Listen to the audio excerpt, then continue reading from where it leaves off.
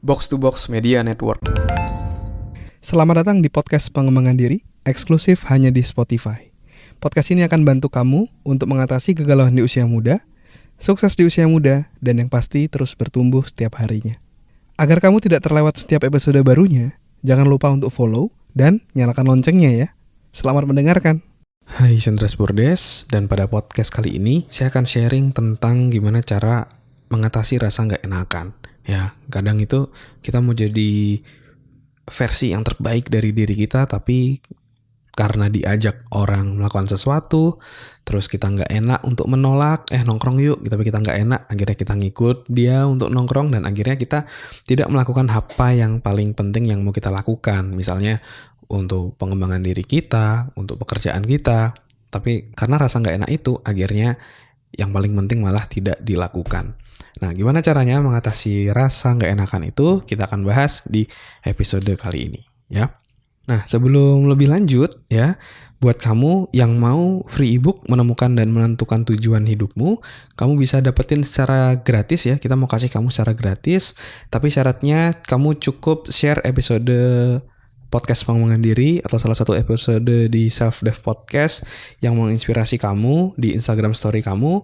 Lalu kamu bisa tag 3 temanmu, kamu ajak untuk mereka mendengarkan podcast ini, dan juga tag @selfdevpodcast. Nanti ebooknya akan kami kirimkan via direct message. Oke? Nah, yuk sekarang mari kita bahas tentang gimana caranya mengatasi rasa nggak enakan.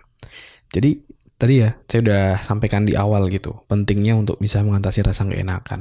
Kalau kita nggak enakan terus, akhirnya kita nggak akan bisa melakukan apa yang kita inginkan. Ya, misalnya contoh, kita mau hidup sehat, kita mau olahraga, tiba-tiba diajak nongkrong, makan-makan, karena nggak enakan, ya akhirnya kita ngikut. Akhirnya yang awalnya mau olahraga, malah jadinya makan-makan, nambah kalori, malah jadi tambah gemuk gitu kan. Terus yang kedua, misalnya contoh, di karir, kamu udah mau set waktu untuk misalnya belajar sesuatu atau mengerjakan sesuatu terkait pekerjaanmu, terus tiba-tiba kamu diajak, yuk kita main bola dulu yuk. Akhirnya kamu main bola sama teman-teman, main futsal gitu ya. Akhirnya malah tidak melakukan apa yang terkait dengan pekerjaanmu. Akhirnya ini akan menghambat kamu untuk menjadi pribadi versi terbaikmu ketika kamu mau mencapai sesuatu, tapi ada rasa nggak enakan dalam dirimu untuk menolak ajakan dari orang lain. Nah, terus gimana caranya untuk kita bisa menolak ajakan orang lain? Jadi, prinsip dalam komunikasi, ya, kamu harus satu yang namanya asertif. Ya, apa sih asertif itu? Jadi, komunikasi kan ada beberapa tipe cara komunikasi. Yang pertama adalah tipe komunikasi yang pasif. Jadi dia cenderung iya-iya aja. Itu tipe orang yang nggak enakan biasa kayak gitu. Kesini yuk, ayo, kesana yuk, ayo gitu. Jadi dia ada rasa nggak enakan. Jadi dia pasif, dia pasrah aja kayak gitu, diajak aja gitu ya. Terus tipe yang ketiga, tipe yang selanjutnya itu adalah agresif. Ketika dia diajak sini, enggak, males gitu. Kesana yuk, malas ngapain sih gitu. Jadi nolak orang, tapi caranya agak sedikit kasar sehingga orang tadi yang ditolak jadi nggak enak sama kamu. Nah, maka dari itu kita harus di tengah-tengah, yaitu adalah yang namanya asertif, dimana ketika kita memberikan penolakan itu kita bisa memberikan dengan kata-kata yang baik sehingga itu bisa diterima oleh orang lain gitu. Ya, jadi contoh misalnya kamu udah mau coba belajar pengembangan diri di suatu malam, terus kamu diajak buat nongkrong, nah kamu bisa menolak dengan cara yang baik, dengan cara yang asertif. Kamu bisa bilang, thank you ya udah diajak ya. Terus kamu bisa kasih alasan, sorry nih aku udah ada kegiatan, aku udah ada jadwal untuk melakukan ini. Mungkin next time ya kita bisa main bareng kayak gitu. Jadi bisa disampaikan dengan baik seperti itu. Nah, maka dari itu yang penting juga kamu harus sudah punya jadwal yang jelas. Apa yang mau kamu lakukan setiap harinya, setiap minggunya untuk mendekatkan kamu untuk menjadi versi terbaik dari dirimu ataupun untuk mencapai tujuanmu. Karena ibaratnya kamu misalnya nggak punya jadwal malam, terus ada orang yang masuk ngajak kamu untuk nongkrong.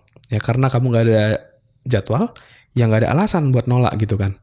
Maka dari itu penting kamu punya jadwal yang jelas. Apa yang mau kamu lakukan sehingga kamu bisa menggunakan waktumu dengan optimal, dan itu bisa kamu gunakan juga sebagai penjelasan ataupun alasan kenapa kamu nggak bisa ngikut nongkrong-nongkrong tadi dari temenmu.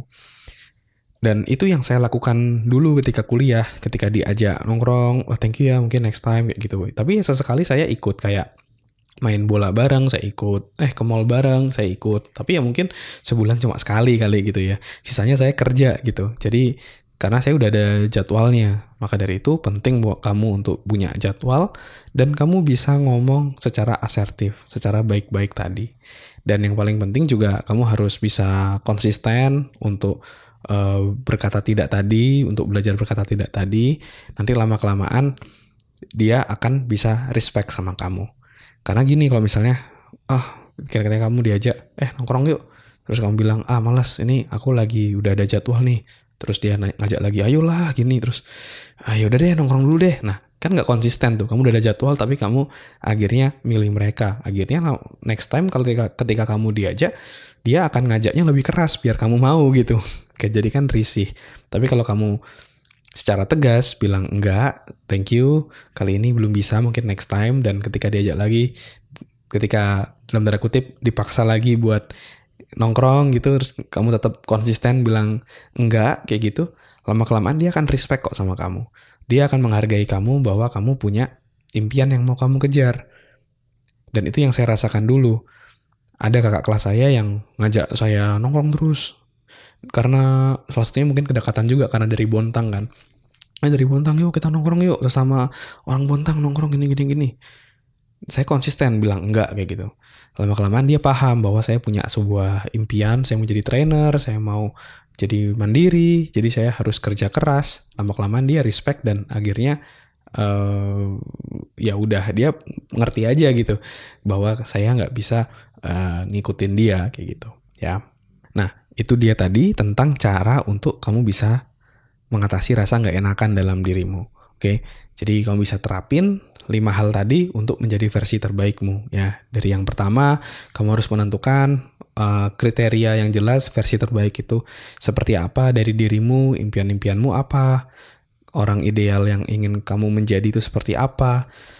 Terus yang kedua, tentang gimana caranya mengatasi rasa nggak pede dan nggak layak. Yang ketiga, tentang gimana cara mengatasi rasa malas. Yang keempat, gimana cara jadi konsisten. Dan yang kelima, tentang cara mengatasi rasa nggak enakan. Ya, kamu bisa dengerin semuanya dan semoga ini bisa ngebantu kamu untuk menjadi pribadi versi terbaikmu.